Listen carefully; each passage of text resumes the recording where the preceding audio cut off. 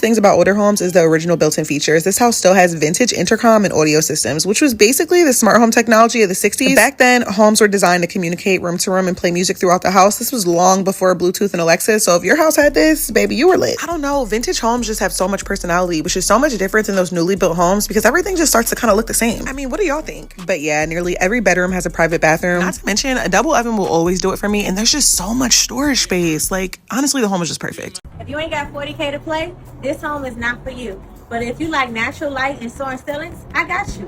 Let's take a look.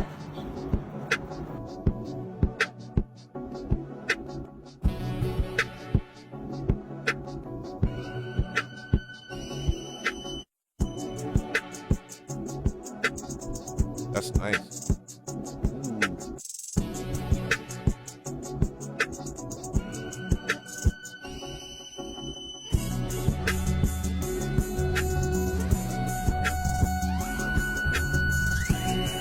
The average cost of living for a single person in the city of Houston is anywhere between $75,000 and $85,000, and that's almost just to get by essentially with deflation. What percent of people in the U.S. do you think they're using credit cards the wrong way? Over 75%. I was gonna say 70. If you look at our national debt ratio, especially since like interest rates have changed, especially like our generation, like getting out of college, and where, you know, some people, when you ask me the question, student loans blessing or curse, I feel like it really depends on what career you're going into. Because if you're going to, and I've heard like some crazy stuff, like I'm gonna go to a university that's gonna be like $60,000 a year for like a health science degree. Go to community college. Go somewhere local. But if you're doing something that you know is going to pay off, you've got to weigh the investment. You can't go just to go. But I feel like a lot of our generation is experiencing that with debt, because a lot of our parents, especially minorities, go to school, make a better life for yourself. This is the way to do it. But I don't think really anyone told us, hey, this is what you should go to school for. This is what you should not go to school for. Yeah, you're right. You're right. Inflation, we didn't account for inflation. So, you know, back then, 80,000, 100,000 was a lot of money. I was just looking at statistics recently. The average cost of living for a single person in the city of Houston is anywhere between 75 and 85,000, and that's almost just to get by essentially with the inflation. You can buy a house making less than $20 an hour. So you talking about just to comfortably get by, they're putting it around 75 to about 85,000 just to be comfortable in the city. And you got to ask yourself, do you have that earning potential? Some people do, some people don't. And I say this because I am living proof of that actually happening for me. Now, it's not a bunch of money, but at the end of the day, it's your house. So why wouldn't you want to say, okay, yeah, I'm making this right now. So she bought a house with making $20 an hour. I'm gonna buy what I can and what I can afford, and then maybe in the next couple of years I can get another house. Now, one thing you have to remember is that historically homes appreciate every year, at least 4%. So the good thing about that is that you know that you're gonna have instant equity in your home. Now, what does that mean for you? Essentially is that if you bought it at this price, let's do easy math, if you bought it for $100,000 now, you can sell it for $120,000. That's basically what it's saying, is that your home is going to appreciate over the years, so you can get some money out of it, and from there you can buy the next house.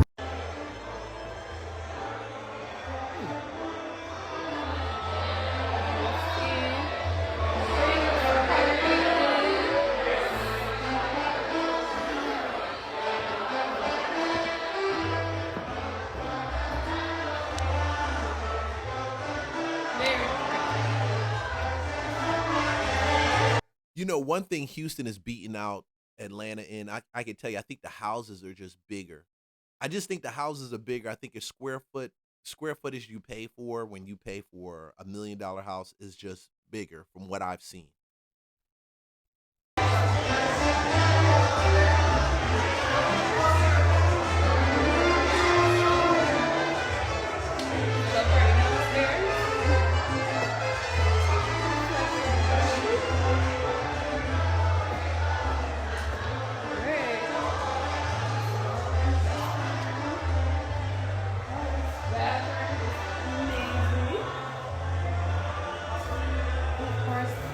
Closet. Yeah. Whew. Living is fun.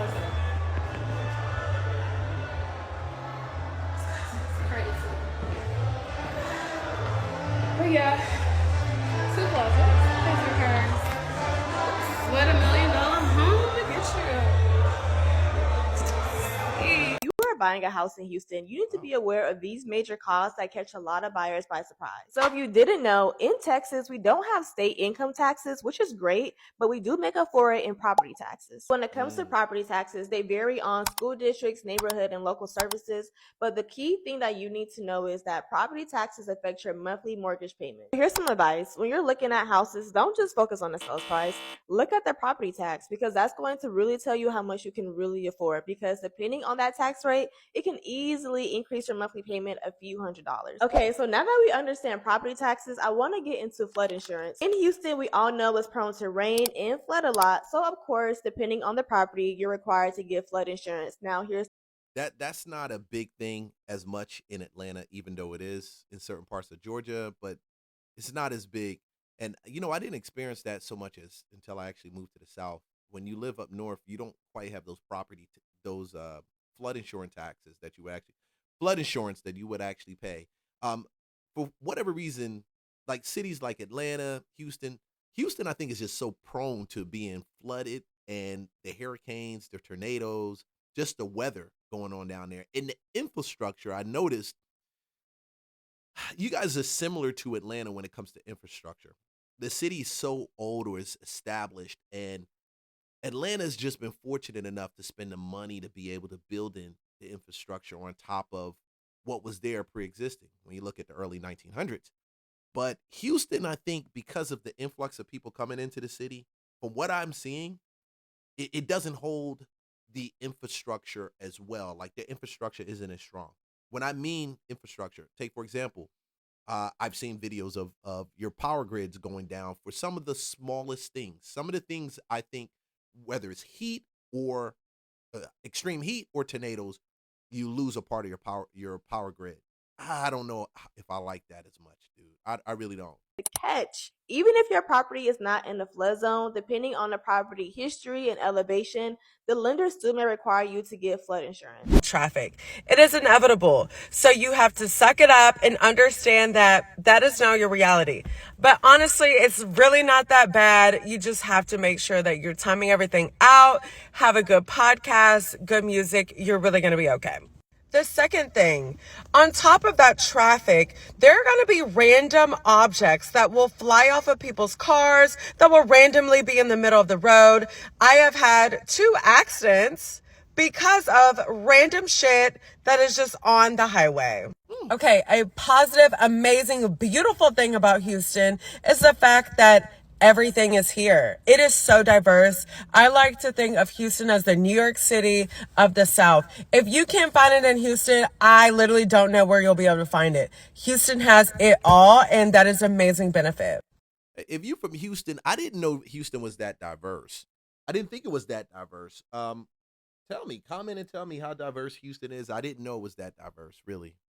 Okay, often I get asked about crime from clients. I mean, y'all, Houston is the 4th largest city in America. There's going to be crime. Everywhere has their areas. Of course, some places are safer than others. But when it comes to it, Houston is just like any other city. So you do have to understand that. Now, like I said, I'm from Georgia. So I grew up maybe like 40 minutes from Atlanta. So in my perspective, Atlanta is a lot smaller than Houston.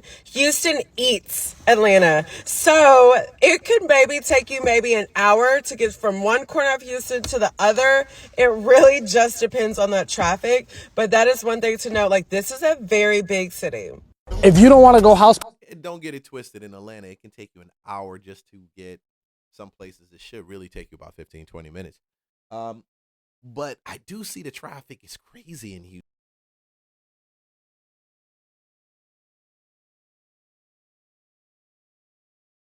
I have this massive starter home right behind me. All that's required is a $10,000 down payment, and we're 45 minutes away from downtown Houston. Come here, let me show you what this beautiful house looks like.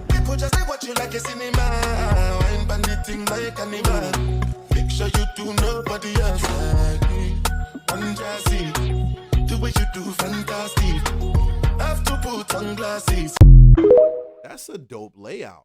That's a really dope layout. really dope. That was a really dope layout.